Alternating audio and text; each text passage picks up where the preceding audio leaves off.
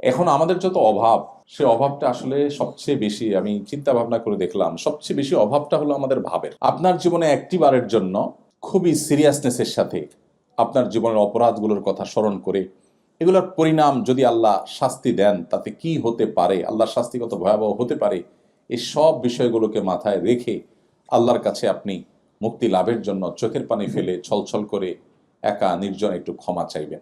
আমি আল্লাহর কসম করে বলতে পারি, আপনার জীবনে যত স্বাদ, যত তৃপ্তি, যত সুখ আপনি অনুভব করবেন, বোধহয় পৃথিবীর কোনো সুস্বাদু খাবার খেয়ে সবচেয়ে আনন্দের কোনো মুহূর্তেও আপনি এতটা সুখ অনুভব করবেন না।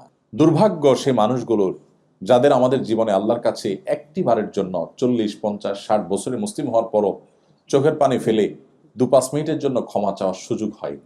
কোনো পেরেশানি হলে নবী সাল্লাল্লাহু আলাইহি সাল্লাম নামাজে দাঁড়িয়ে যেতেন। মনটা ভালো লাগছে না, কোনো কারণে পেরেশানি মনে হচ্ছে, তখন বেলাল রাদিয়াল্লাহু তাআলা বলতেন, বেলাল, আজান দিয়ে নামাজের ব্যবস্থা করে আমাকে একটু প্রশান্ত করো, আমার একটা সুখের ব্যবস্থা করে দাও। আর আমাদের নামাজটা বোঝা হয়ে গেছে। অনেকেই আমরা আছি, বরং বেশিরভাগ মানুষই আছি, যে শয়তান আমাদেরকে বদমেজাজ করে তোলে। আমরা অনেকে টেরও পাই না যে আমি শয়তানের কাছে ব্যবহৃত হয়ে যাচ্ছি। সবাই ভালো আছেন? আলহামদুলিল্লাহ, সুম্মা আলহামদুলিল্লাহ। অমুসলিম প্রধান দেশগুলোতে অনেক ক্ষেত্রে সুন্নাহ খুব চমৎকারভাবে তারা ফলো করে। দুর্ভাগ্য আমাদের, আমরা মুসলিমরা ফলো করি না। আপনারা এখানে দেখেন যে এরা সন্ধ্যার মধ্যে খেয়ে ফেলে, রাতে তাড়াতাড়ি তারা শুয়ে যায়, ভোরে উঠে কাজ করা শুরু করে। শুধু এরা কেন, পৃথিবীর সমস্ত অমুসলিম কান্ট্রিগুলোতে অলমোস্ট সেম কালচার প্র্যাকটিস আমরা দেখি, সেটা পূর্বে হোক কিংবা পশ্চিমে, সব দিকে একই কালচার প্রায় দেখা যায়। অথচ আমরা দেখি যে মুসলিম কান্ট্রিগুলো, যতগুলো মুসলিম দেশ আছে, অলমোস্ট সব মুসলিম কান্ট্রিগুলোতে দুর্ভাগ্যজনক বাস্তবতা যে আমরা গভীর রাত পর্যন্ত জেগে থাকি। বাংলাদেশে একটা অধঃপতন হয়েছে, আপনারা প্রবাসে আছেন দীর্ঘদিন পর্যন্ত, অনেকে হয়তো জানেন না। সে অধঃপতনটা হলো, শহর তো আগে থেকেই অধঃপতিত ছিল এই ইস্যুতে, গ্রাম এবং গ্রামীণ যে অঞ্চলগুলো সেগুলো তুলনামূলক একটু ভালো ছিল।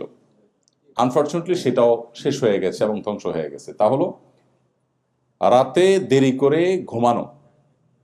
এটা এখন আমাদের গ্রামীণ কালচার হয়ে গেছে। গ্রামেও মানুষ 11টা-12টায় ঘুমায় না, তারপরে ঘুমায়। আবার সকালে ভোরে সবাই ঘুমায়, একটা বদভ্যাস হয়ে গেছে। যেটা বলছিলাম যে আমাদের সুন্নার প্র্যাকটিস আপনারা এখানে দেখবেন অনেক ক্ষেত্রেই। তমন থেকে একটা হলো রাতে তাড়াতাড়ি ঘুমানো। আপনারা জানেন নবী করিম সাল্লাল্লাহু আলাইহি ওয়াসাল্লাম সম্পর্কে মা আয়েশা বলেছেন, কানান নবী সাল্লাল্লাহু আলাইহি ওয়াসাল্লাম ইয়াকরাহুন নাওম ক্বাবলা আল ইশা ওয়াল হাদিস বা'দা। নবীজি এশার আগে ঘুমানো অপছন্দ করতেন, মাগরিবের পরে ঘুমানো অপছন্দ করতেন, আর এশার পরে কথাবার্তা বলা অপছন্দ করতেন। এশার পর তিনি তাড়াতাড়ি শুয়ে যেতেন। এখন গবেষকরা গবেষণা করে বলছে যে মানুষ যদি রাতের প্রথম প্রহরে ঘুমায়, তাহলে তার বডিতে যে পরিমাণ এনার্জি তৈরি হয়, যে পরিমাণ রিচার্জ হয় তার ব্যাটারি, রাতের মধ্যভাগের পরে ঘুমালে তার চাইতে অনেক গুণ কম রিচার্জ হয়। এবং একই ঘুম যখন শেষ প্রহরে রাতে ঘুমায় তখন আরও কম হয়। দিনে যখন হয় সেটা একেবারে আরও এর চাইতে বহুগুণ কমতে থাকে। তাহলে নবী করিম সাল্লাল্লাহু আলাইহি সাল্লাম যখন বলেছেন, তখন বিজ্ঞান এই আবিষ্কার, এই গবেষণার ফল আমাদেরকে দিতে পারে নাই, বা বিজ্ঞানের এই উন্নতি তখন ঘটেনি, কিন্তু সুন্নাহ তখন সাহাবীরা মেনেছেন, তার সুফল তারা পেয়েছেন। আমরা আনফর্চুনেটলি মুসলিম কান্ট্রিগুলো এটা ফলো করি না। ইভেন মিডল ইস্টের মতো এই আরব কান্ট্রিগুলোতে পর্যন্ত গভীর রাত পর্যন্ত জেগে থাকা, এটা একটা কমন তাদের ট্র্যাডিশন এবং সিস্টেমে পরিণত হয়েছে, আপনারা জানেন। এবং সকালে ঘুমানো, নবী করিম সাল্লাল্লাহু আলাইহি ওয়াসাল্লাম দোয়া করেছেন, আল্লাহুম্মা বারিক লি উম্মতি ফি বুকুরিহা, আল্লাহ আমার উম্মতের জন্য সকালের সময়টাতে আপনি বরকত দান করুন। অমুসলিমরা যখন নবী করিম সাল্লাল্লাহু আলাইহি ওয়াসাল্লামের সুন্নাহকে তারা আঁকড়ে ধরেছে, তাদের জীবনে তার ফলাফল, সুফল তারা ভোগ করছে। আনফর্চুনেটলি আমরা মুসলমানরা সেটা ভোগ করছি না। তো আমাদের নবী করিম সাল্লাল্লাহু আলাইহি ওয়াসাল্লাম 1450 বছর আগে প্রায় যে সমস্ত সুন্নাহর নির্দেশ আমাদেরকে দিয়ে গেছেন, এখন সেগুলোর সুফল দুর্ভাগ্যজনকভাবে অমুসলিমরা ভোগ করছে, কারণ তারা আমল করছেন। অথচ আমরা মুসলিমরা আমাদের নবীজির সুন্নাহকে আমল করছি না এবং তার সুফলও আমরা পাচ্ছি না। তো আলহামদুলিল্লাহ, এখান থেকে আপনাদের সেই লাইফস্টাইল আপনাদের অভ্যাস হয়ে যাচ্ছে সন্দেহাতীতভাবে, এটা একটা ভালো দিক এবং ভালো গুণ। তো সেজন্যই খুব গভীর রাত পর্যন্ত আমরা প্রোগ্রামে যাব না ইনশাআল্লাহ। আমি কোরআনে কারিমের 2-3টি আয়াতকে সামনে রেখে ইনশাআল্লাহ কিছু কথা বলতে চাই। আউযু বিল্লাহি মিনাশ শাইতানির রাজিম। ওয়াসারিউ ইলা মাগফিরাতিম মির রাব্বিকুম ওয়া জান্নাতিন আরদুহাস সামাওয়াতু ওয়াল আরদ উইদ্দাত লিল মুত্তাকিন الذين ينفقون في السراء والضراء والكاظمين الغيظ والعافين عن الناس والله يحب المحسنين والذين إذا فعلوا فاحشة أو ظلموا أنفسهم ذكروا الله فاستغفروا لذنوبهم ومن يغفر الذنوب إلا الله ولم يصروا على ما فعلوا وهم يعلمون أولئك جزاؤهم مغفرة من ربهم وجنات تجري من تحتها الأنهار خالدين فيها ونعم أجر العاملين কোরআনে কারিমের সূরা আলে ইমরানের 33, 34 এবং 35, 36 এই কয়েকটি আয়াত আমি তেলাওয়াত করেছি। খুব সংক্ষেপে ইনশাআল্লাহ আয়াতগুলোর সামারি আপনাদের সামনে নিবেদন করার চেষ্টা করব। শুরুতেই আমরা নিয়ত করে নেই আমরা এখান থেকে কিছু আমল করার সিদ্ধান্ত কোরআন এবং হাদিস থেকে পরিষ্কার কিছু বার্তা নিয়ে তারপর যাব ইনশাআল্লাহ। আল্লাহ রাব্বুল আলামিন ইরশাদ করছেন, ওয়াসারিউ ইলা মাগফিরাতিম মির রাব্বিকুম ওয়া জান্নাতিন আরদুহাস সামাওয়াতু ওয়াল আরদ, অর্থাৎ তোমরা প্রতিযোগিতায় অবতীর্ণ হও, দৌড়াও এবং দ্রুতগতিতে অগ্রসর হও তোমাদের রবের পক্ষ থেকে দেওয়া মাগফিরাতের জন্য, এবং সে জান্নাতের আশায় যে জান্নাতের প্রস্থতা নবমণ্ডল এবং ভূমণ্ডলের প্রস্থতার মতো। উইদ্দাতিল মুত্তাকিন, যে জান্নাত মুত্তাকিদের জন্য তৈরি করা হয়েছে। এই আয়াতে পরিষ্কারভাবে আল্লাহ রাব্বুল আলামিন আমাদেরকে কম্পিটিশনের একটা সূত্র বলেছেন। আমরা প্রতিযোগিতা করব কিসে? আজকে মাগরিবের নামাজ আমি এখানে পড়িয়েছি, আপনারা অনেকেই দ্বিতীয় রাকাত আমরা সূরা তাকাসুর পড়েছি, লক্ষ্য করেছেন। সেখানে আল্লাহ রাব্বুল আলামিন বলেছেন, আলহাকুমুত তাকাসুর হাত্তা যুরতুমুল মাকাবির। মানুষকে শেষ করে দিয়েছে কিসে? তাকাসুরে। তাকাসুর কি জিনিস? অধিক উপার্জনের বা অধিক অর্জনের কম্পিটিশন, নেশা, এটা মানুষকে তোমাদেরকে শেষ করে দিয়েছে। হাত্তা যুরতুমুল মাকাবির, এই কম্পিটিশন চলতে থাকে কতক্ষণ? কবরে যাওয়া পর্যন্ত। আল্লাহু আকবার। কোরআন এমন এক মহান গ্রন্থ, দুর্ভাগ্য আমাদের, আমরা মুসলিম কজন মানুষ এখানে আছি যে হাত তুলে বুকে হাত দিয়ে বলতে পারবো আমি কোরআনের শুরু থেকে শেষ পর্যন্ত একটি বারের জন্য ভালো করে পড়েছি। আমাকে মাঝে মধ্যে বিভিন্ন পডকাস্টে যেতে হতো এক সময়, এখন যাওয়া হয় না, সুযোগ হয় না। তো বইয়ের উপর আমাদের রকমারিতে আমাদের মাহমুদুল হাসান সোহাগ ভাই, আপনারা অনেকে চিনেন, বইটিয়ান মানুষ। এক সময় যিনি ইসলামের ছিলেন না, নাস্তিক ছিলেন, পরে আল্লাহ তাকে হেদায়েত দিয়েছেন। তিনি একটা পডকাস্টের জন্য আমাকে নিমন্ত্রণ করলেন, বললেন যে আমরা বই নিয়ে কাজ করি, আপনার জীবনে কোন বইয়ের সবচেয়ে বেশি প্রভাব ছিল? তাই বললাম, ভাই আমি আসলে খুব অলস মানুষ, বই টই পড়া আমার একেবারে হয় না। তবে বই যদি বলেন তো মানুষের রচিত বই এর কোনোটারই বিশেষ প্রভাব আমি কম্পেয়ার করার মতো আমি বলতে পারবো না বা মনে পড়ে না। তবে কোরআনের যে প্রভাব আল্লাহ তাআলা আমার উপর রেখেছেন সেটা বোধহয় আমি আপনাকে 2-4 ঘন্টা না, সারা জীবন বলে হয়তো শেষ করতে পারবো না। প্রতিটা আয়াতের প্রভাব। এই জন্য আমি শুরুতে আপনাদেরকে বিনীতভাবে অনুরোধ করতে চাই, আপনারা 2টি গ্রন্থ জীবনে একবার পড়বেন। নাম্বার 1, কোরআনে কারিম শুরু থেকে শেষ পর্যন্ত অর্থ সহকারে, সময় কম থাকলে শুধু অর্থই পড়লেন। কোনো আলিম, এখানে শেখ আবু হুরায়রা আছেন, আর উলামা ইকরাম যারা আছেন তাদের তত্ত্বাবধানে কোনো আয়াত অস্পষ্ট মনে হলে তাদের কাছে জিজ্ঞেস করলেন। আর আলহামদুলিল্লাহ আজকাল বাংলায়, ইংরেজিতে, বিভিন্ন ভাষায় তাফসির অ্যাভেলেবল। সুতরাং একেবারে অথেন্টিক যে তাফসির গ্রন্থ আছে সেগুলোর সহযোগিতা নিয়ে পুরো কোরআন একবার শুরু থেকে শেষ পর্যন্ত যদি আমরা পড়ি। সেই সাথে আরেকটি গ্রন্থ আমি পড়তে বলবো, সেটা হলো নবী করিম সাল্লাল্লাহু আলাইহি ওয়াসাল্লামের একটা সিরাত গ্রন্থ বা তার একটা কমপ্লিট জীবনী, শুরু থেকে শেষ পর্যন্ত পূর্ণাঙ্গ একটা জীবনী গ্রন্থ। এই 2টি যদি আপনি পড়ে শেষ করেন নির্মোহভাবে, আমি বিভিন্ন জায়গায় বলি, আমি আল্লাহর উপর ভরসা রেখে আপনাকে এই গ্যারান্টি দিতে পারি, আপনি নিজেকে ইমানদার হিসাবে, মুসলমান হিসাবে, অন্য এক জগতের মুসলমান হিসাবে, আপনি মুসলিম হিসাবে আপনি অনুভব করবেন। আপনার ইমানের মিটার এত উপরে যাবে যে আপনি অনুভব করবেন ইসলামটা। আমরা অনেকেই ইসলাম পালন করি, বাট এটা আমাদের অনেকটা বোঝার মতো হয়ে গেছে। এখানে অনেক ভাই আছেন যারা মাদক সেবন করেন না এবং হারাম খাবার খান না, অনেক ইবাদতবন্দি করেন, কিন্তু এটা আমরা মুসলিম, আল্লাহ হারাম করেছেন, এরকম একটা মানসিকতা থেকে, যে আল্লাহ নিষেধ করেছেন তাই আল্লাহর কথা না শুনলে আবার মুশকিল, আল্লাহ দিবে মায়ের জাহান্নামে ফেলবে, টেনশন, এই জায়গা থেকে। বিশেষ করে আমাদের তরুণদের মধ্যে, নতুন যে জেনারেশন আমাদের এখন, এই জেনারেশনের অনেকেই, তাদেরকে আমরা অবশ্য প্যারেন্টসরাও প্যারেন্টিংয়ের কোরআন এবং সুন্নাহ সম্মত প্যারেন্টিং না জানা থাকার কারণে বা অ্যাপ্লাই না করার কারণে আমরাও তাদেরকে এমনভাবে বলি যে আল্লাহকে তাদের কাছে নাউজুবিল্লাহ ভিলেনের মতো বানাই। ছোট ছোট বাচ্চারা কিছু করতে গেলে এটা করা যাবে না, আল্লাহ হারাম করেছেন, আল্লাহ গুনাহ দিবেন, ওইটা করা যাবে না, আল্লাহ গুনাহ দিবেন, ওইটা করা যাবে না, তখন বাচ্চা মনে করে যে এর সব কাজে ডিস্টার্ব তো করতেছেন নাউজুবিল্লাহ আল্লাহ। এরকম একটা টেন্ডেন্সি বাচ্চাদের মধ্যে, হয়তো বলতে পারে না কেন তরুণদের মধ্যে নাস্তিক্যবাদের দিকে চলে যাওয়ার হার বাড়ছে নানা কারণে। এর অনেক ইস্যু, অনেক কারণ আছে, এর মধ্যে এটা একটা কারণ হতে পারে। তাদেরকে যে ইসলামটা ভেতর থেকে তাদেরকে অনুভব করার সুযোগ করে দেওয়া, ভেতর থেকে ইমানটা এনে তারপর ইসলামটাকে চর্চা করা, এটার মধ্যে একটা আনন্দ আছে, এখানে বোঝা নাই, সেটাকে আপনি দারুণভাবে ফিল করবেন। এটা যদি আপনি করতে চান তাহলে আপনাকে কোরআন পড়তে হবে এবং সিরাত পড়তে হবে। কোরআন এবং সিরাত পাঠ করার পর আপনি দেখবেন আপনার ইসলামটাকে আপনি এনজয় করছেন।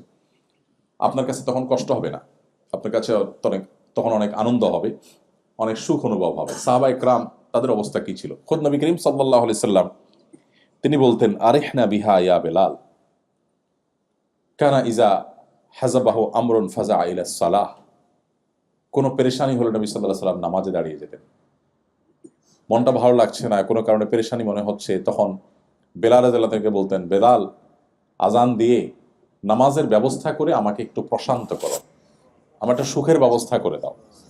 আর আমাদের নামাজটা বোঝা হয়ে গেছে, আমাদের ইবাদতবন্দি বোঝা হয়ে গেছে, কারণ আমরা ইসলামটাকে সেভাবে শিখে জেনে বুঝে মুসলমান না। বিশেষ করে আমরা যারা বাংলাদেশে জন্মগ্রহণ করেছি বা মুসলিমের ঘরে জন্মগ্রহণ করেছি, আমরা সবাই মুসলিম বাই বর্ন বা মুসলিম বাই চান্স, বাপ মা মুসলমান তাই আমরা মুসলমান হয়ে গেছি।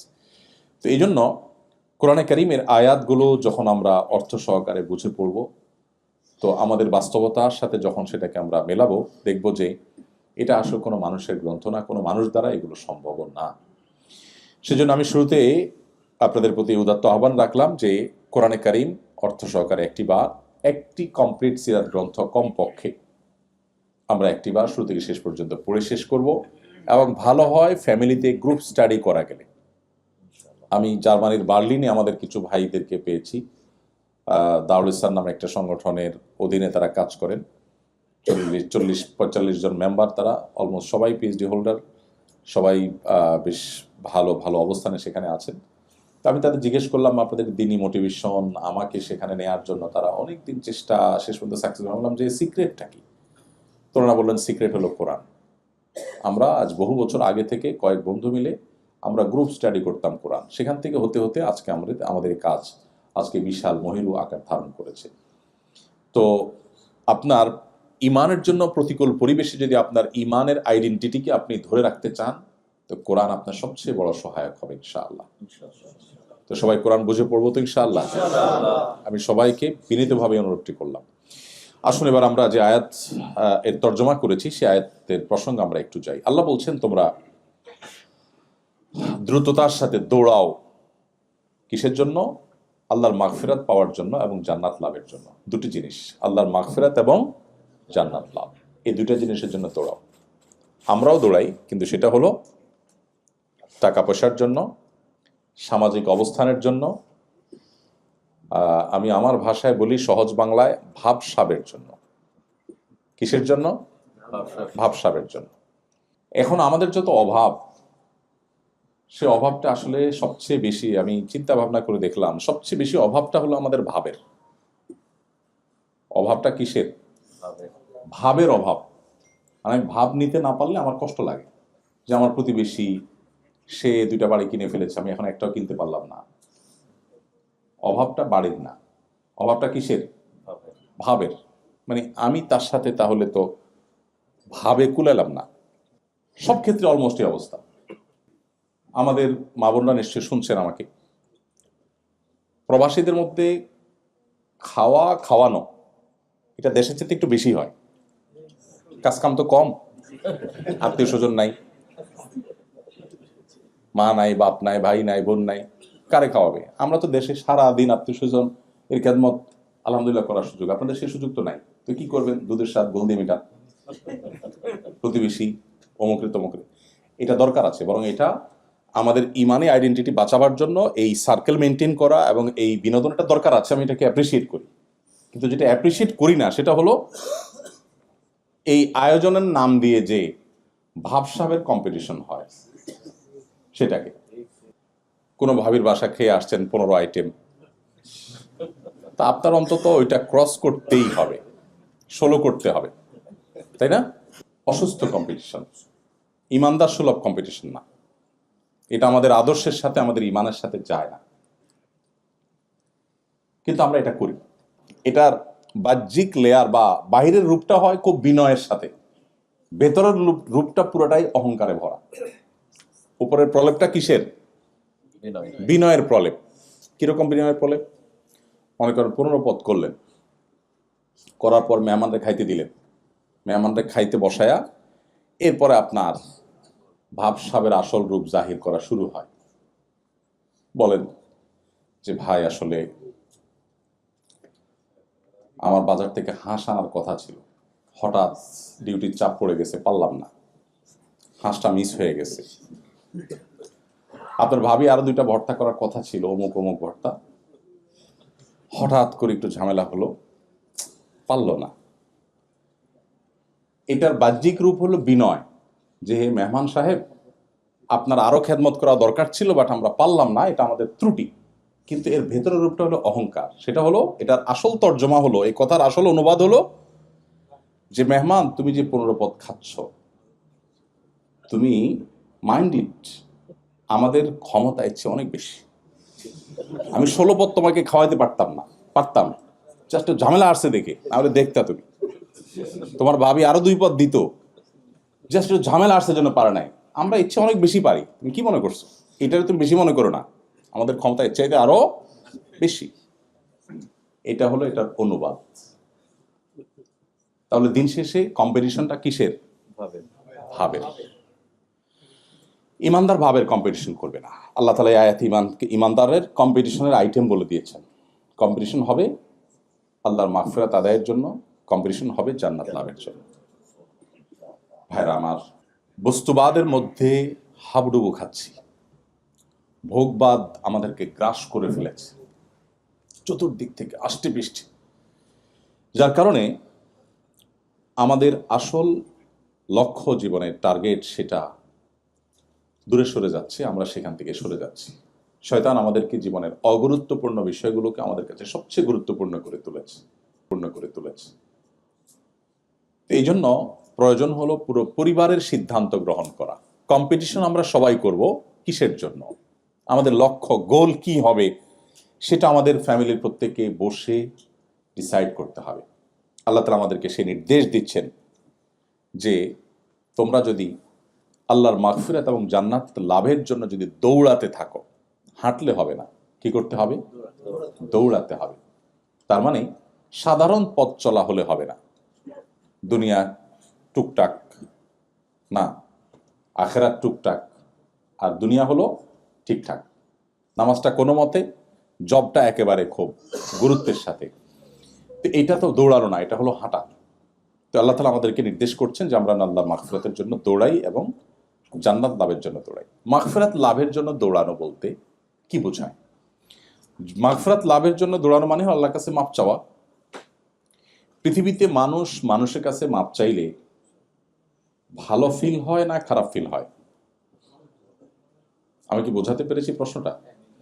আপনি যদি কারোর কাছে মাপ চাইতে হয়, কোনো কারণে আপনি এমন কিছু বলে ফেলেছেন যে একটা বাজে সিচুয়েশনে পড়েছেন, এখন আপনাকে ক্ষমা চাইতে হলো সবার সামনে বা পেছনে, ভাই আমি সরি, আমার ভুল হয়ে গেছে, আমাকে মাফ করে দেন, এই যে ক্ষমা চাওয়া, এই ক্ষমা চাওয়ার ফিলিংসটা মানুষের ভালো হয় না খারাপ হয়? অস্বস্তিকর, লজ্জাস্কর, অপমানকর, শেষ হয়ে যায়, মানে আমাকে ক্ষমা চাইতে হলো, এর চাইতে তার অনেক টাকা লস হয়ে গেল তার কষ্ট হতো না যত কষ্ট হয় মানুষের কাছে ক্ষমা চাইলে, তাই না? সুবহানাল্লাহ, আল্লাহ রাব্বুল আলামিন আমাদেরকে সে ক্ষমা চাওয়ার টেন্ডেন্সি তৈরি করার জন্য বলছে, কিন্তু পার্থক্য হলো সে ক্ষমাটা মানুষের কাছে চাওয়া নয়। কার কাছে চাওয়া? আল্লাহর কাছে চাওয়া। আপনারা নিশ্চয়ই বিভিন্ন সময় আল্লাহর কাছে ক্ষমা চেয়েছেন, ইস্তেগফার করার সুযোগ হয়েছে আমাদের অ্যাজ এ মুসলিম, সবারই কম বেশি হয়েছে। কিন্তু আমি আপনাকে আহ্বান করব, আপনার জীবনে একটি বারের জন্য খুবই সিরিয়াসনেসের সাথে আপনার জীবনের অপরাধগুলোর কথা স্মরণ করে এগুলোর পরিণাম যদি আল্লাহ শাস্তি দেন তাতে কি হতে পারে, আল্লাহর শাস্তি কত ভয়াবহ হতে পারে, এই সব বিষয়গুলোকে মাথায় রেখে আল্লাহর কাছে আপনি মুক্তি লাভের জন্য চোখের পানি ফেলে ছলছল করে একা নির্জন একটু ক্ষমা চাইবেন। ভাইরা আমার, একই কাজ যেটা মানুষের কাছে করার পর আপনি অপমান বোধ করেন, অস্বস্তি বোধ করেন, সেটা যখন আপনি আল্লাহর কাছে নিবেদন করবেন, আমি আল্লাহর কসম করে বলতে পারি আপনার জীবনে যত স্বাদ, যত তৃপ্তি, যত সুখ আপনি অনুভব করবেন, বোধহয় পৃথিবীর কোনো সুস্বাদু খাবার খেয়ে সবচেয়ে আনন্দের কোনো মুহূর্তেও আপনি এতটা সুখ অনুভব করবেন না। আল্লাহর কাছে ক্ষমা চাওয়াটা এত আনন্দের, এত তৃপ্তির। দুর্ভাগ্য সে মানুষগুলোর যাদের আমাদের জীবনে আল্লাহর কাছে একটি বারের জন্য 40, 50, 60 বছরে মুসলিম হওয়ার পরও চোখের পানি ফেলে 2-5 মিনিটের জন্য ক্ষমা চাওয়ার সুযোগ হয়নি। আল্লাহ রাব্বুল আলামিন আমাদের সবাইকে আল্লাহ তাআলার ইস্তেগফারকারী বান্দাদের কাতারে শামিল হওয়ার তৌফিক দান করুন। আল্লাহ তাআলা কোরআনে কারিমে বিভিন্ন জায়গায় আল্লাহ সেসব বান্দাদের প্রশংসা করেছেন, আল মুস্তাগফিরিনা বিল আসহার, যারা ভোর রাতে উঠে আল্লাহর কাছে ক্ষমা প্রার্থনা করে, চোখের পানি ফেলে, এই মানুষগুলোর প্রশংসা আল্লাহ জায়গায় জায়গায় করেছে। ইস্তেগফারকারী বান্দা আল্লাহর কাছে অনেক প্রিয়, অনেক পছন্দের। আল্লাহ মূর্খতা সুলভ দৃষ্টিভঙ্গির কারণে আমাদের অনেককে বলতে শোনা যায়, অনেক সময় আমরা বলি যে আমার জীবনে কোনো পাপ করি নাই, আমার জীবনে কোনো অপরাধ করি নাই। যে এই কথা বলে ইটসেলফ এটাই সবচেয়ে বড় অপরাধ। প্রতি মুহূর্তে আমাদের অজান্তে অসংখ্য গুনাহ করছি, অসংখ্য গুনাহ। তো যাই হোক, আল্লাহর কাছে মাগফিরাত লাভ, আল্লাহর কাছ থেকে এটা করার জন্য আল্লাহ আমাদেরকে দ্রুত গতিতে অগ্রসর হতে বলেছেন। এই জন্য আমরা সেই কাজটি করব। আল্লাহ আমাদের সেই তৌফিক দান করুন। প্রিয় ভাইরা আমার, মাগফিরাত এমন একটা জিনিস, ইস্তেগফার এমন একটা জিনিস, এটা মানুষের দুনিয়া এবং আখিরাতের সকল সমস্যার সমাধানের মূল সূত্র। অনেক ভাই ব্রাদার, অনেক বোনেরা আমাদের কাছে জানতে চান যে ভাই খুব বিপদে পড়ে গেলে কি করব, কোন দোয়া পড়ব। আমি বলি, নবী করিম সাল্লাল্লাহু আলাইহি ওয়াসাল্লামের হাদিসের দিকে তাকালে মানুষের জীবনের সবচেয়ে কোণঠা সময়, সবচেয়ে কঠিন পরিস্থিতিতে আল্লাহর অলৌকিক সাহায্য লাভের জন্য সবচেয়ে কার্যকর আমলের নাম হলো ইস্তেগফার করা। নবী করিম সাল্লাল্লাহু আলাইহি ওয়াসাল্লামের পরিষ্কার হাদিস রয়েছে, মান লাজিমাল ইস্তেগফার, যে ব্যক্তি ইস্তেগফারকে আঁকড়ে ধরা মানে সারাক্ষণ পড়তে থাকে, এটা ছাড়ে না, জাআলাল্লাহু মিন কুল্লি হাম্মিন ফারাজা। তো ইস্তেগফার করার নির্দেশ আল্লাহ তাআলা আমাদেরকে বারবার করেছেন। ইস্তেগফারের অর্থ বুঝে আমরা ইস্তেগফার আল্লাহ তাআলার কাছে করব। সবচেয়ে উত্তম ইস্তেগফার হলো সাইয়্যিদুল ইস্তেগফার, যেটা সকাল সন্ধ্যা এবং রাতে ঘুমানোর সময় নবী সাল্লাল্লাহু আলাইহি ওয়াসাল্লাম করতেন। আর এছাড়া যে কোনো ইস্তেগফার করতে পারি আমরা। সবচেয়ে ছোট ইস্তেগফার হলো আস্তাগফিরুল্লাহ ওয়া আতুবু ইলাইহি। আস্তাগফিরুল্লাহ, আল্লাহ আপনার কাছে আমি ক্ষমা চাই, আমি আল্লাহর কাছে ক্ষমা চাই এবং তার দিকে ধাবিত হই। তো আল্লাহ রাব্বুল আলামিন জান্নাত প্রসঙ্গে বলতে গিয়ে বলছেন, উইদ্দাত লিল মুত্তাকিন, তোমরা সেই জান্নাতের দিকেই কম্পিটিশন করতে থাকো বা দৌড়াতে থাকো, দ্রুত অগ্রসর হও, যে জান্নাত মুত্তাকিদের জন্য প্রস্তুত করা হয়েছে। ভাইরা আমার, আখিরাত প্রসঙ্গে আলোচনা আমরা খুব কম করি, আমাদের মধ্যে খুব কম হয়, যার কারণে আখিরাতের এই ঈমানের গুরুত্বপূর্ণ যে বিষয়গুলো আছে, জান্নাত, জাহান্নাম, এগুলো সম্পর্কে আমরা প্র্যাকটিসিং মুসলমানরা খুব বেশি কিছু জানি না। আমরা শরিয়ার বিধিবিধান জানি, কিন্তু জান্নাতের প্রতি ঈমান, সেই জিনিসগুলো দিন দিন আমাদের দুর্বল হয়ে যাচ্ছে। বিশেষ করে যখন বস্তুবাদী পৃথিবীতে আমরা দিন দিন আরো বেশি প্রবেশ করছি, তত বেশি আমাদের আখিরাতের প্রতি এক ধরনের উদাসীনতা বা আখিরাতকে ভুলে যাওয়ার প্রবণতা, টেন্ডেন্সি আমাদের মধ্যে বাড়ছে। তো এই জন্য এই জান্নাত প্রসঙ্গে, জাহান্নাম প্রসঙ্গে, আখিরাত প্রসঙ্গে, হাসর প্রসঙ্গে যে সমস্ত আয়াত এবং হাদিস আছে, বিশেষ গুরুত্বের সাথে আমার ইমানের নার্সিংয়ের জন্য আমাকে সেগুলো বিশেষভাবে তেলাওয়াত করতে হবে, পড়তে হবে, তাতে নতুন করে আমার ইমানের স্বাদ আমি পাবো। তো আল্লাহ রাব্বুল আলামিন মুত্তাকিদের বৈশিষ্ট্য বলতে গিয়ে বলছেন জান্নাত মুত্তাকিদের জন্য প্রস্তুত করা হয়েছে। এখানে একটা গুরুত্বপূর্ণ বার্তা আছে যে মুত্তাকিদের জন্য জান্নাত। জান্নাত কাদের জন্য? মুত্তাকিদের জন্য। মুত্তাকিদের জন্যই আল্লাহ তাআলা জান্নাত প্রস্তুত করেছেন। কোরআন সম্পর্কে আল্লাহ বলেছেন হুদাল লিল মুত্তাকিন, একেবারে শুরুর দিকে সূরা বাকারা, আলিফ লাম মিম যালিকাল কিতাব লা রাইবা ফি হুদাল লিল মুত্তাকিন। এই কোরআন গাইড করবে কাকে? মুত্তাকিকে। যে তাকে অবলম্বন করতে চায় তাকেই গাইড করবে, সবাই এখান থেকে গাইডলাইন পাবে না। আবার জান্নাত প্রসঙ্গে আল্লাহ বলতে গিয়ে বলছেন উইদ্দাতুল মুত্তাকিন, জান্নাত সেটা তৈরি করা হয়েছে যাদের জন্য। তারা কারা? মুত্তাকিরা। ইন্টারেস্টিং বিষয়, পুরো কোরআন জুড়ে আপনি দেখবেন যে আল্লাহর সমস্ত নেয়ামতগুলো সবগুলো আল্লাহ রিজার্ভ রেখেছেন যাদের জন্য, তারা হলেন মুত্তাকিরা। এবং এই মুত্তাকি হতে পারা এটা হলো ইমানদারের জীবনের সবচেয়ে বড় এবং প্রধান লক্ষ্য, যে সে মুত্তাকি হয়ে উঠবে। মুত্তাকিদের প্রায় 30 থেকে 40টি বৈশিষ্ট্য পুরো কোরআনে আলোকপাত করা হয়েছে বিভিন্ন আয়াতে, কোথাও 3টি, কোথাও 4টি, কোথাও 5টি, সবগুলো একত্র করলে প্রায় 40টির মতো বৈশিষ্ট্য হয়। এটা নিয়ে আমাদের একটা লেকচার ইউটিউবে আছে, যেখানে মুত্তাকিদের সমস্ত বৈশিষ্ট্য কোরআনে যেগুলো আলোচিত সেগুলো আমরা সেখানে একত্র করার চেষ্টা করেছি। আজকে আমরা সেগুলো করব না। এই আয়াতের পরে আল্লাহ তাআলা মুত্তাকিদের কিছু বৈশিষ্ট্য উল্লেখ করেছেন, আমরা সেগুলো যাচ্ছি। পরবর্তী দুটি আয়াত আল্লাহ সেটি বলেছেন। আল্লাহ বলেছেন আল্লাযীনা ইউনফিকুনা ফিস সাররাই ওয়াদ দাররা। মুত্তাকিদের একটা বৈশিষ্ট্য হলো যে তারা সুখে দুঃখে, যখন তাদের সুদিন থাকে তখন, যখন তাদের দুর্দিন থাকে তখন, এই উভয় সময়ে তারা আল্লাহর রাস্তায় দান করে। এটা মুত্তাকিদের একটা বৈশিষ্ট্য। আমরা অনেকেই আছি সুদিনে দান করি, আবার অনেকে আছে দুর্দিনে দান করি। কিছু লোক আছে দিন খারাপ হলে তখন টুকটাক কিছু দান সাদেকা করে, ভালো হলে তখন সে আল্লাহকে আর স্মরণ রাখতে চায় না। যখন যারা ক্ষমতায় থাকে তারা কেউ আমাদের কাছে, হুজুরদের কাছে আসে না। যখন ক্ষমতা থেকে নেমে যায় সব সিরিয়াল ধরে, হুজুর এটা দোয়া করেন। হ্যাঁ, সব সময় এই অবস্থা। অনেক তরুণ আমার কাছে সিভি দেয়, ভাই একটা চাকরি দিয়ে। তো ভাই আমি তো কোনো ইন্ডাস্ট্রির মালিক না, কেমন চাকরি দিব? বলছে ভাই কত ব্যবসায়ী আছে আপনাদের সাথে পরিচয় আছে, একটু দেখেন। তো আমি বলি যুবক আসেন বসেন, আমাদের সাথে অনেক ব্যবসায়ীর পরিচয় আছে ঠিক আছে, কিন্তু ব্যবসায়ীরা আমাদের কাছে সুদিনে আসে না। যখন ধরা খেয়ে দেউলিয়া হওয়ার দশা হয় তখন আসে, হুজুর একটু পানি পড়া দেন, দোয়া দেন। যখন সুদিন আসে তখন হুজুর দেখার সময় তার হাতে আর থাকে না, তখন সে দূরে দূরে থাকে। তো মুত্তাকির বৈশিষ্ট্য হলো সে সুদিনে দুর্দিনে সর্বাবস্থা আল্লাহর রাহে দান করবে। তার কষ্ট আছে, কষ্ট থাকলে সেই অনুপাতে কম করে দান করবে, কিন্তু তখনও সে করবে। 2 নম্বর বৈশিষ্ট্য হলো ওয়াল কাযিমিন আল গাইজ, যারা রাগ সংবরণ করতে পারে। কঠিন একটা বিষয়।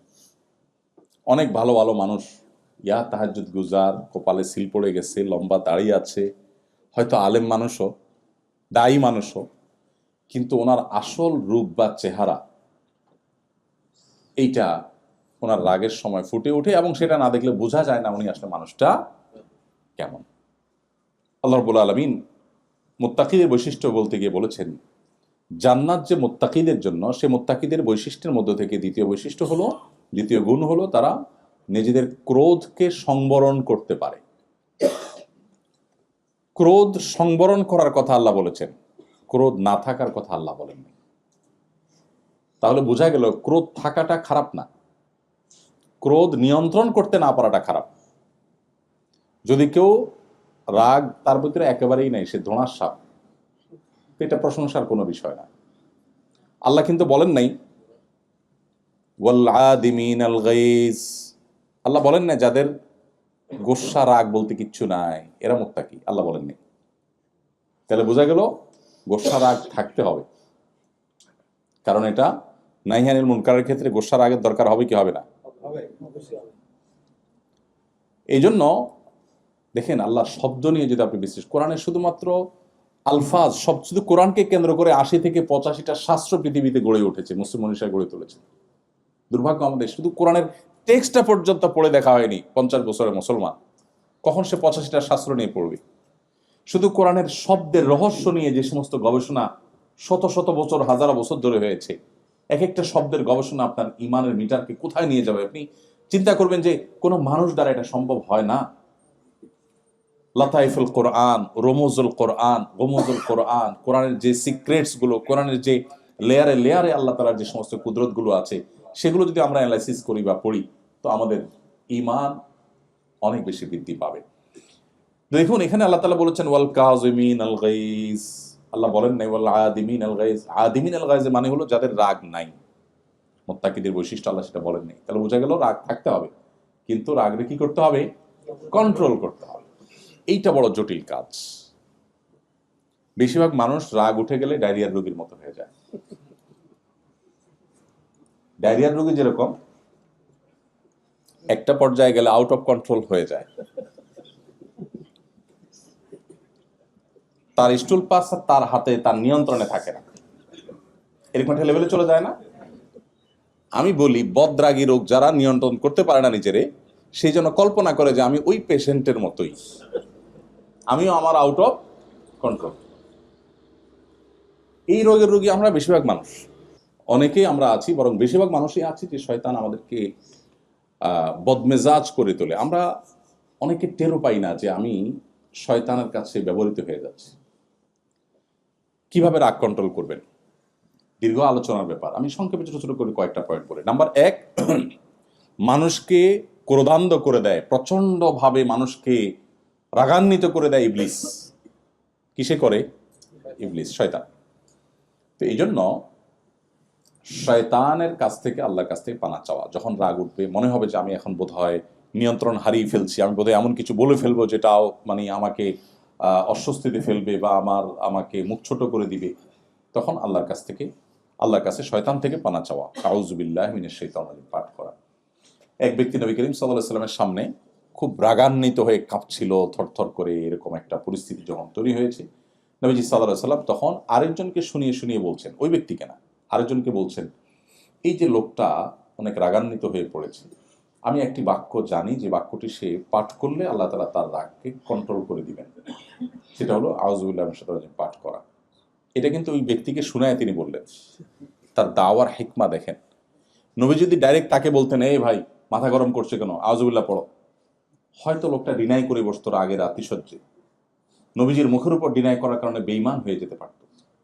এই জন্য নবী সাল্লাল্লাহু আলাইহি ওয়াসাল্লাম তার ট্রিটমেন্ট দেওয়ার জন্য, সে যেন শুনতে পায়, এভাবে আরেকজনের সাথে জিনিসটা আলাপ করেছেন। পারপাস সার্ভ হয়ে যাবে, কিন্তু তার কোনো বাজে রিঅ্যাক্টের আশঙ্কা থাকবে না। আমরা যে নবীর উম্মত, তার দাওয়াতে কত হিকমা ছিল, কত কৌশল ছিল, কত প্রাজ্ঞতা ছিল, কত বিচক্ষণতা ছিল। এমনি এমনি মাত্র 10 বছর সময় পেয়েছেন মদিনাতে, একটি বছর আরামে ঘুমাতে পারেননি, নিশ্চিন্তে ঘুমাতে পারেননি। কখনো বদর, কখনো উহুদ, কখনো তাবুক, কখনো খন্দক, একের পর এক যুদ্ধ চাপিয়ে দেওয়া হয়েছে। এরকম কোণঠাসময় পরিস্থিতিতে একটা মানুষের বেঁচে থাকা যেখানে দায়, সেখানে তার মিশনকে পৃথিবীর সবচেয়ে শক্তিশালী মিশনে পরিণত করে দুনিয়া থেকে গেছে। পৃথিবীতে তার চাইতে সাকসেস আরেকজন মানুষ আপনি দেখাতে পারবেন না।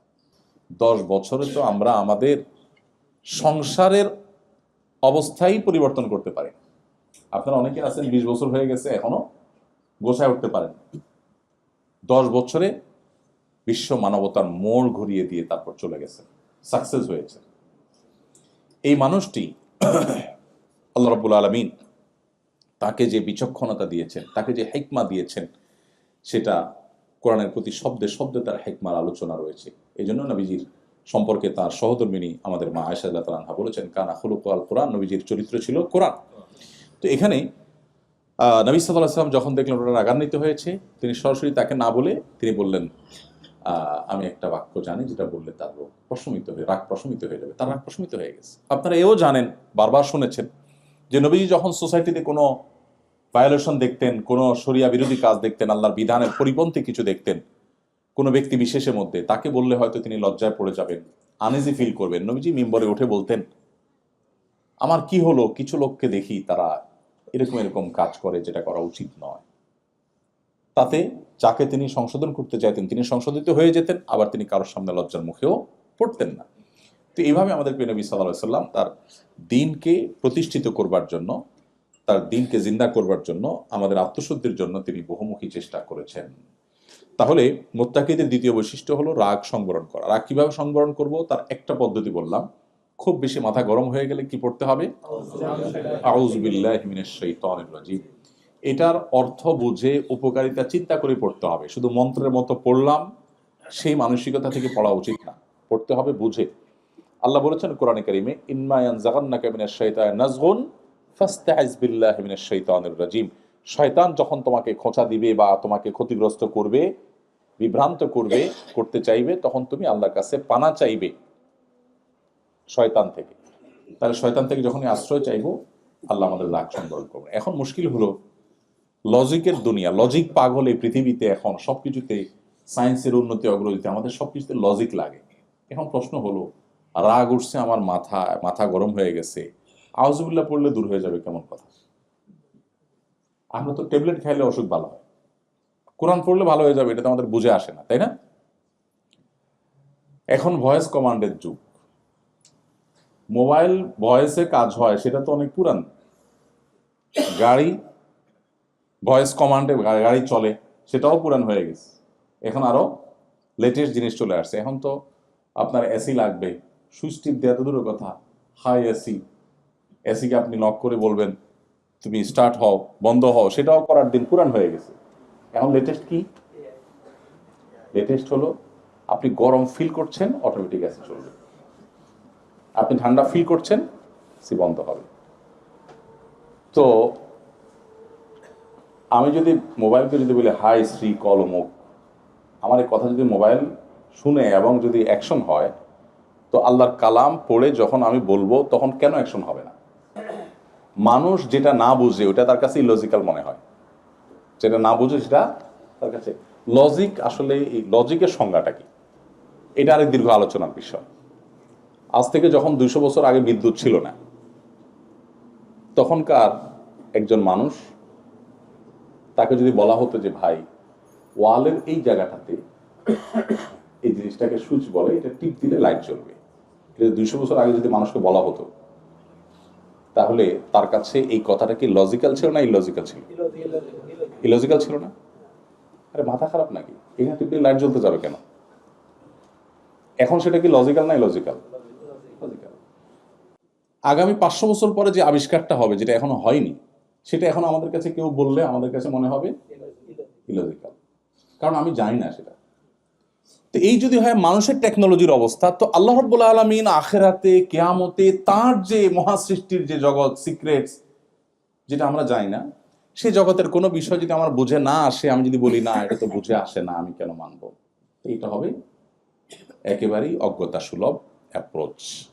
তো আউযুবিল্লাহ পড়লে রাগ প্রশমিত হয়, নবী সাল্লাল্লাহু আলাইহি ওয়াসাল্লাম এই হাদিসের উপর আমরা আমল করব। 1। 2 নম্বর হলো, রাগ প্রশমিত হওয়ার জন্য নবী সাল্লাল্লাহু আলাইহি ওয়াসাল্লাম বলেছেন অবস্থার পরিবর্তন করতে। এটা একেবারে হাতে নাতে আমরা দেখতে পাবো।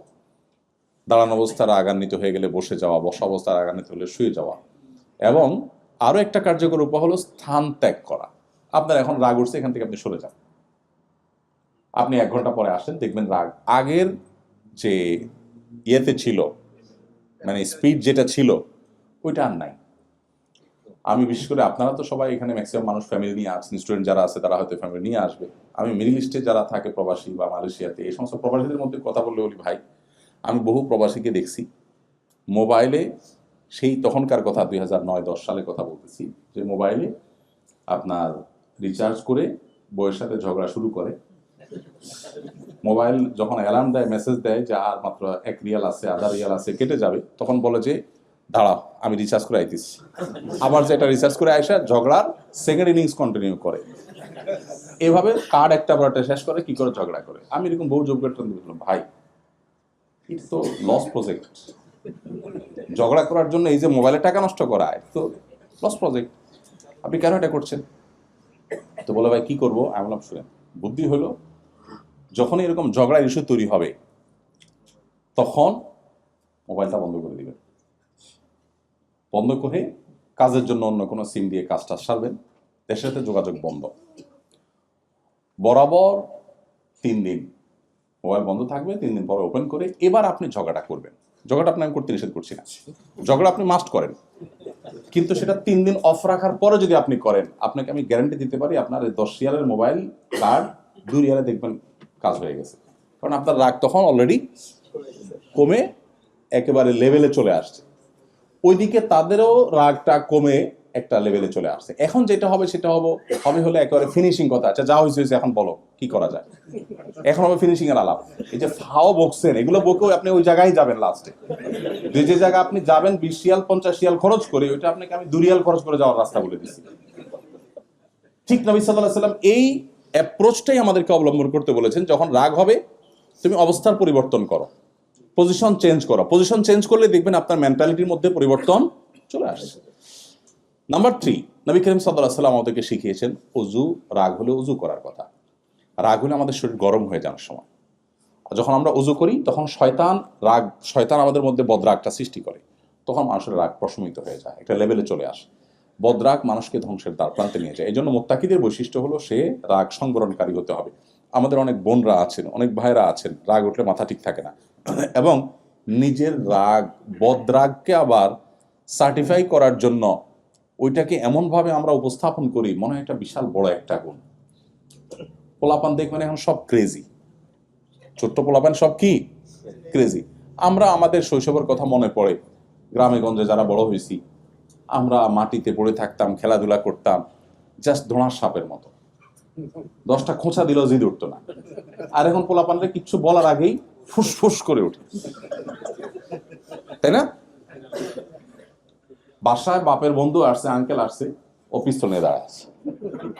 অ্যাপ্রোচটা এরকম। এর অনেক কারণ আছে অবশ্য, সাইকোলজিক্যালি তারা চেঞ্জ হয়েছে, নানা কারণ আছে, বদরাগী হয়ে যাচ্ছে। এখন বাপ মা যে সে অনেক সময় গর্ব করে অনেক রাগ,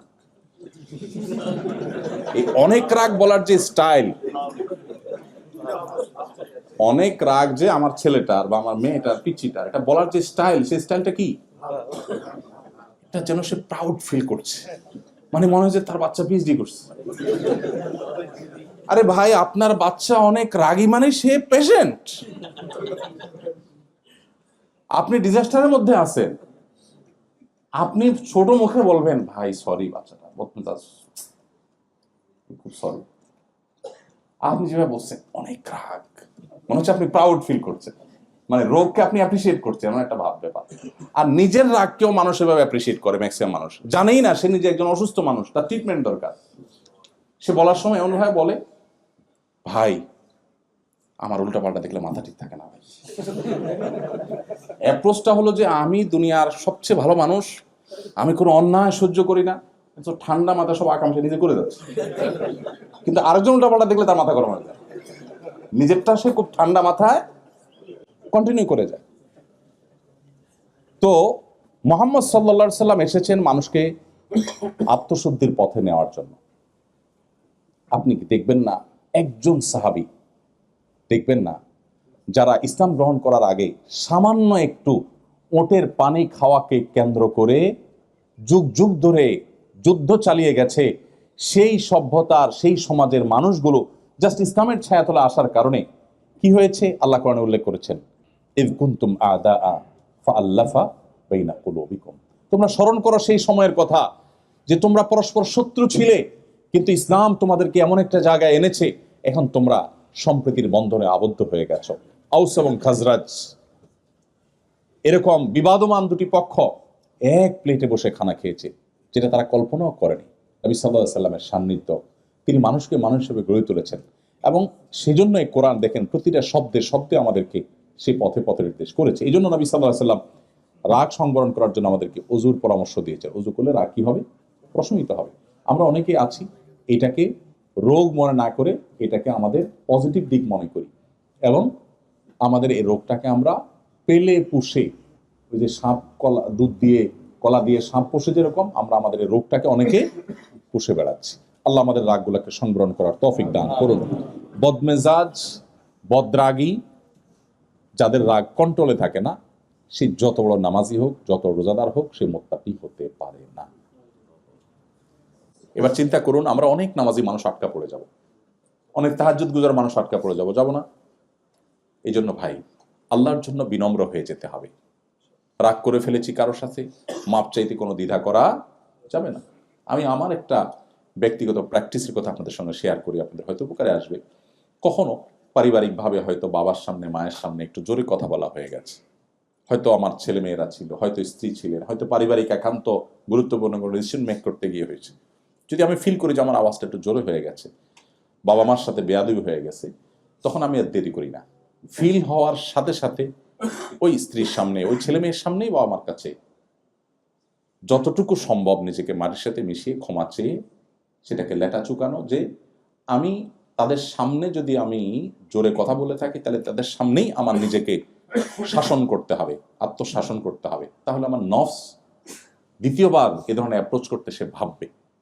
তো এই জন্য ভাই, মুত্তাকিদের এই বৈশিষ্ট্যটা অর্জন করা অনেক কঠিন। আমি জানি প্রথম যেটা বলেছি সুখে দুঃখে দান করা, এটা অনেকে আমরা হয়তো করতে পারবো, কিন্তু সেকেন্ড পয়েন্টটা এটা এত ইজি না। এই জন্য আল্লাহর কাছে সাহায্য চাইতে হয়। আল্লাহ, আপনি আমার বদরাগ, আমার ক্রোধকে আপনি নিয়ন্ত্রণ করে দিন, আমাকে সবর করার তৌফিক দান করুন। আস-সবরু জাযাউহু আল জান্নাহ, সবরের বিনিময় হলো জান্নাত।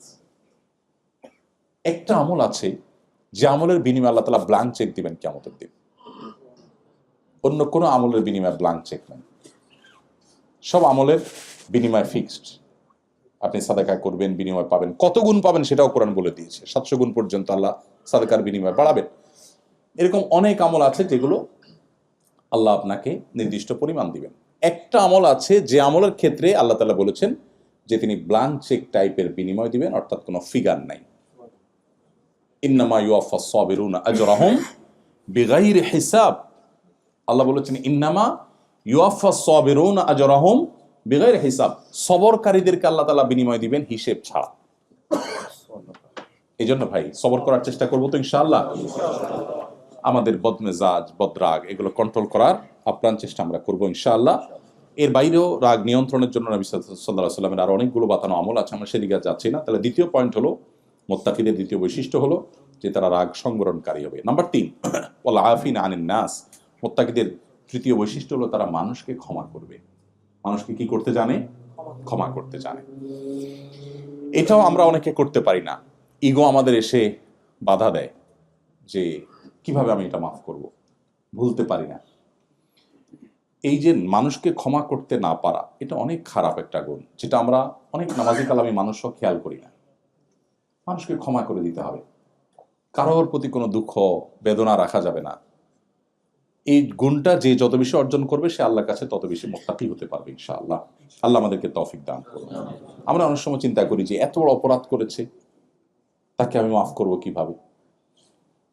কোন এক সালাফ ওযু করছিলেন, তার দাস, কাজের লোক পানি ঢেলে দিচ্ছিলেন। তো সে যুগের পানির পাত্র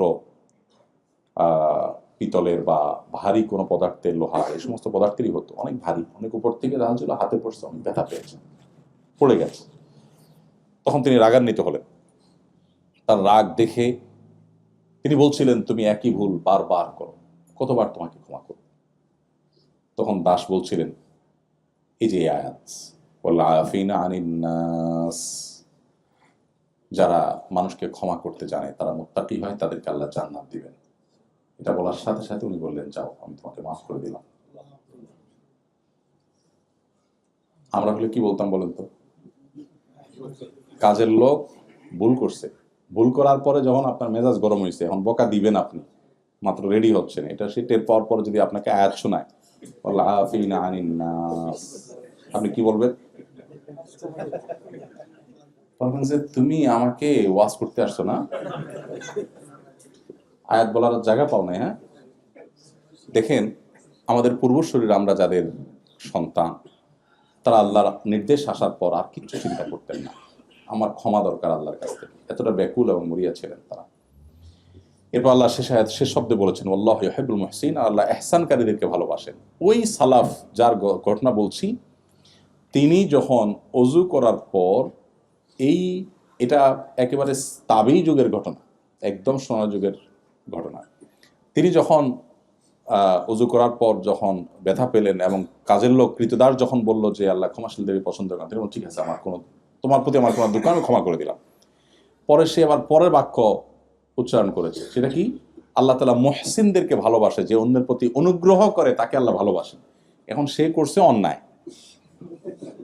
অন্যায় করে ক্ষমা তো পাইছে, এবার আয়াতের পরের অংশ আবার শুনে দিছে যে আল্লাহ কিন্তু অনুগ্রহকারীকে ভালোবাসেন। তার মানে এখন তুমি আমার অনুগ্রহ করো। তো উনি বললেন, যাও, তোমাকে আমি মুক্ত করে দিলাম। এগুলো রূপকথার গল্প নয়, এগুলো হাদিস, কোরআনের তাফসির বর্ণিত ঘটনা। আমরা তাদের সন্তান, তাদের উত্তরসূরি আমরা, যাদের কাছে কোরআনের আয়াতের নির্দেশ আসার পর তারা ডান বাম ভাবতেন না। সে যুগে একটা কৃতদাস আজাদ করা, মুক্ত করা, আর এ যুগে একটা মার্সিডিজ গাড়ি কাউকে হাদিয়া করা অলমোস্ট এক জিনিস। এত দামি অ্যাসেট ছিল সে যুগে, এটা দান করে দিলেন, চাইলে বিক্রি করতে পারতেন। কেন? যে আমি চাই আল্লাহ আমাকে মুত্তাকিদের কাতারে শামিল করুন। কত বৈশিষ্ট্যের কথা আমরা শুনি কোরআনে, আমরা যখন আয়াত পড়ি কত মুত্তাকিদের বৈশিষ্ট্য আছে আমরা খেয়ালও করি না। একটা বৈশিষ্ট্য অ্যাচিভ করার জন্য এই মুহূর্তের মধ্যে এত বড় বড় স্যাক্রিফাইস তারা করেছেন। এমনি এমনি গোটা পৃথিবী তাদের পায়ের নিচে আসে নাই, এমনি এমনি গোটা পৃথিবী তারা শাসন করেন, এমনি এমনি তারা গোটা পৃথিবীর নেতৃত্বের আসনে আসেন নাই। তাদেরকে কোরআনের যোগ্যতায় তারা যোগ্য করে তুলেছেন। আজ কোরআন একদিকে, আমরা আরেক দিকে। কিছু লেবাস আছে, 2-4 রাকাত নামাজ কালাম পড়ি, নিজেকে অনেক ভালো মুসলমান মনে করি। তাকওয়া এক জগতে, আমরা আরেক জগতে। আল্লাহ আমাদের সবাইকে মুত্তাকিদের ইমাম হওয়ার তৌফিক দান। আল্লাহ কত সুন্দর দোয়া শিখিয়েছেন সূরা ফুরকানের 74 নম্বর আয়াত, রব্বানা হাবলানা মিন আজওয়াজিনা ওয়া যুররিয়াতিনা কুররাতা আয়ুন ওয়াজআলনা। আল্লাহু আকবার। আয়াতে আল্লাহ আমাদেরকে শেখাচ্ছেন আমরা যেন দোয়া করি। আমরা মুত্তাকি হতে চাই তা না, আমরা মুত্তাকিদের ইমাম হতে চাই। এই জন্য মুত্তাকিদের ইমাম হওয়ার আগে তো মুত্তাকি হইতে হবে অ্যাটলিস্ট। অতএব আজ থেকে আমরা রাগ সংবরণ করার নিয়ত করবো তো ইনশাআল্লাহ। এমন কোন মানুষ পৃথিবীতে থাকবে না যাকে আমি ক্ষমা করতে জানবো না। নবী করিম সাল্লাল্লাহু আলাইহি সাল্লাম যদি হিন্দাকে ক্ষমা করতে পারেন, তিনি যদি আবু সুফিয়ানকে ক্ষমা করতে পারেন, আপনি কার উপরে অভিমান করে বলবেন আমি তাকে ক্ষমা করব না? সবাইকে ক্ষমা করবো তো ইনশাআল্লাহ। সোসাইটিতে চলতে গেলে অনেকের প্রতি অভিমান হয়, অনেকের প্রতি কষ্ট হয়, কিন্তু এগুলো ক্ষমা করতে জানা এটা ইমানদারের সিফাত। শয়তান আমাদেরকে এই গুণটা অর্জন করতে দেন, আমাদেরকে শক্ত করতে চায়, আমরা নরম হব ইনশাআল্লাহ। এরপরে আল্লাহ তাআলা মুত্তাকিদের বৈশিষ্ট্য বলতে গিয়ে পরের আয়াতে বলেছেন, ওয়াল্লাযীনা ইযা ফাআলু ফাহিশাতান আও যালামু আনফুসাহুম যাকারুল্লাহ। মুত্তাকিদের আরেকটা বৈশিষ্ট্য হলো, কোন একটা অন্যায় কাজ হয়ে গেলে, কোন একটা অশ্লীল কাজ হয়ে গেলে, কোন একটা গুনাহের কাজ হয়ে গেলে, আও যালামু আনফুসাকুম, নিজের প্রতি নিজে কোনো অবিচার করে ফেললে, যাকারুল্লাহ, আল্লাহকে তারা স্মরণ করে, আল্লাহকে স্মরণ করে, ফাস্তাগফারু লিযুনুবিহিম, এরপর আল্লাহর কাছে তার এই পাপের জন্য সে ইস্তেগফার করে, ক্ষমা প্রার্থনা করে। ওয়া মান ইয়াগফিরুয যুনুবা ইল্লাল্লাহ, আর আল্লাহ ছাড়া কে ক্ষমা করার অধিকার রাখে। ওয়ালাম ইউসিররু আলা মা ফাআলু ওয়া হুম ইয়ালামুন, এরপর আল্লাহর কাছে এভাবে ইস্তেগফার করার পর দ্বিতীয় দফা এই গুনাহটা সে করে না। আল্লাহর ভয়ে, আল্লাহর বান্দা হিসাবে সে এটাকে পুনরাবৃত্তি করে না, আর এই গুনার পিছনে, এই গুনাতে আসে না। এই বৈশিষ্ট্যগুলো যদি উল্লেখ করে, এই বৈশিষ্ট্য যদি কেউ অর্জন করে, আল্লাহ বলেছেন উলাইকা জাযাউহুম মাগফিরাতুম মির রাব্বিহিম ওয়া জান্নাতুন তাজরি মিন তাহতিহাল আনহার, এই মানুষগুলোর বিনিময় হলো আল্লাহর পক্ষ থেকে মাগফিরাত এবং জান্নাত লাভ। এই দুটা জিনিস, ওয়া নি'মা আজরুল আমিলিন, আর আমলকারীদের বিনিময় কতই না ভালো। শেষ। এই 4টি আয়াত আমি আপনাদের সামনে বলেছি, শেষ। আমি শুধু সামারিগুলো বলছি আবার, যে আল্লাহ বলেছেন তোমরা দৌড়াও, দ্রুত গতিতে তোমরা আগাও মাগফিরাত এবং জান্নাতের দিকে। গোটা পৃথিবী আগায় একদিকে, আপনি অগ্রসর হবেন অন্যদিকে। কারণ পৃথিবীর বস্তুবাদী মানুষগুলো তারা জীবনের একটা লেভেল পর্যন্ত দেখে। আল্লাহ আপনাকে ইমানদার করেছে, আপনার দৃষ্টি আরো অনেক গভীরে, আপনি জান্নাত পর্যন্ত দেখেন, তারা এতদূর দেখে না। সো তারা দেখে মৃত্যু পর্যন্ত। এইটুকু কিভাবে ভালো থাকবে সেজন্য হাজারটা আয়োজন তাদের। আপনার এত আয়োজন এখানে নাই, তাতে আপনার দুঃখ নেই, কারণ আপনার তো দৃষ্টি আরো অনেক দূরে। সো এইটুকু আপনার ভালো গেল কি খারাপ গেল এটা অনেক বড় ম্যাটার করে না। আপনার দেখার বিষয় হলো আমি সেখানে কতটা ভালো থাকলাম। সেজন্য আল্লাহ আমাদেরকে বলেছেন আরো দূরদৃষ্টি আমাদের যেন হয়। আর সেজন্যই কম্পিটিশনের আমাদের জগৎটাই ভিন্ন হবে। আমি শুরুতে যে ভাবসাবের কথা বলছি, যদিও কথাটা রসাত্মক হয়েছে, রসিকতার সাথে হয়েছে, কিন্তু ইম্পর্টেন্ট। যে ব্যক্তি ভাবসাব ছেড়ে দিবে এবং অসুস্থ কম্পিটিশন ছেড়ে দিবে, আল্লাহ তাআলা তাকে এমনি সুখী করে দিবে। কোনো সম্পদ ছাড়া সে সুখী হবে। নবী সাল্লাল্লাহু আলাইহি ওয়াসাল্লাম এমনি বলেন নাই, লাইসাল গিনা বিকাসরাতিল আরদ ওয়ালাকিন্নাল গিনা গিনান নাফস। অনেক সম্পদ আহরণ করলে সে ধনী হয় না। তাহলে ধনী কে হয়? নবীজি বলেছেন যে ব্যক্তি মনের দিক থেকে ধনী। মনের ধনী কি আবার? মনের ধনী হলো যে মনে করবে যে আমার অনেক আছে, আলহামদুলিল্লাহ আমি হ্যাপি, যা আছে এটা আমি অংশ, আমি কারোর সাথে কম্পিটিশনে যাচ্ছি না, অন্তত পার্থিব ইস্যুতে। পার্থিব ইস্যুতে কম্পিটিশন যে পৃথিবীতে কখনো মানুষ সুখী হয় না। আপনি যার সাথে কম্পিটিশন করবেন তার সমান হয়ে গেলেন, এরপরে দেখবেন তার চেয়ে ডাবল আরেকজন, এবার কি করবেন?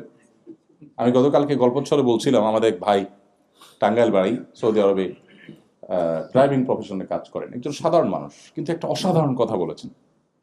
উনি বলেছেন যে আমার বাবা আমাকে বলল যে বাবা, আমাদের পাশের জমিটা বিক্রি হবে, জানি তোমার বেতন কম, ড্রাইভিং প্রফেশনে কাজ করো, মিডল ইস্টে অল্প টাকা পাও, কিন্তু বাবা পাশের জমিটা না নিলে তো হয় না, এটা নিতে হবে। আরেকজন এসে নিয়ে ফেললে কেমন হয় নিজের পাশের জমি?